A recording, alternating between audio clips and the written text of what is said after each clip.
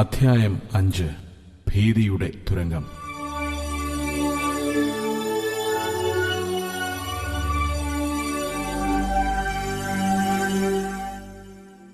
നരകത്തെപ്പറ്റി കേട്ടിട്ടുള്ള പ്രസംഗങ്ങളൊക്കെ ഓർമ്മിക്കുവാൻ ഞാൻ പരിശ്രമിച്ചു. എന്നാൽ കർത്താവ് എനിക്കിവിടെ കാട്ടിത്തന്ന നരകദർശനത്തിന്റെ ഒരു ചെറിയ അംശമെങ്കിലും ഭീതിതമായ വിവരണങ്ങളാൽ ഒരിക്കലും ഞാൻ ശ്രവിച്ചിട്ടില്ല. ആർക്കെങ്കിലും ചിന്തിക്കുവാനോ ഭാവന കാണുവാനോ കഴിയുന്നതിന്റെ പല മടങ്ങ് വഷളാണ് നരകം. അതിലുപരി ഇപ്പോൾ നരകത്തിൽ ദണ്ഡനം അനുഭവിക്കുന്ന ആത്മാക്കൾ ഒരു നിത്യത മുഴുവൻ അവിടെ തന്നെ ഉണ്ടാകുമെന്നത് എന്നെ കൂടുതൽ ദുഃഖിപ്പിച്ചു.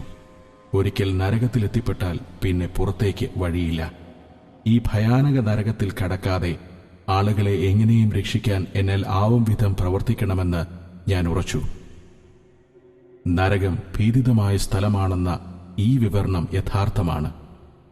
അതിനാൽ ഞാൻ കണ്ടുമുട്ടുന്ന ഓരോരുത്തരോടും സുവിശേഷം പറഞ്ഞേ മതിയാകൂ. ഞാൻ പറഞ്ഞു വരുന്നത് നിങ്ങൾക്ക് ഉൾക്കൊള്ളാനാവുന്നുണ്ടോ?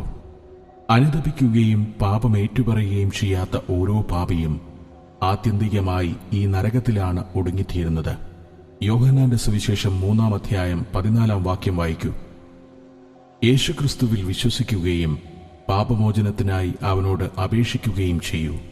ഇത് കേൾക്കുമ്പോൾ തന്നെ യേശുവിനോട് നിങ്ങളുടെ ഹൃദയത്തിലേക്ക് കടന്നു വരുവാനും പാപങ്ങളെ മോചിക്കുവാനും അപേക്ഷിക്കുക. താമസിക്കരുത്.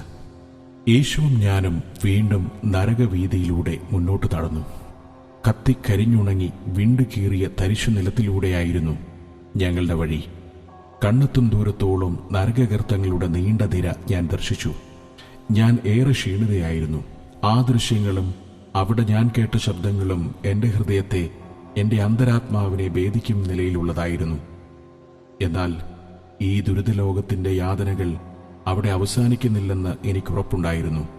യേശുവേ, മുന്നോട്ട് നീങ്ങാനുള്ള ശക്തി കൊണ്ട് എന്നെ നിറയ്ക്കണമേ, ഞാൻ അപേക്ഷിച്ചു.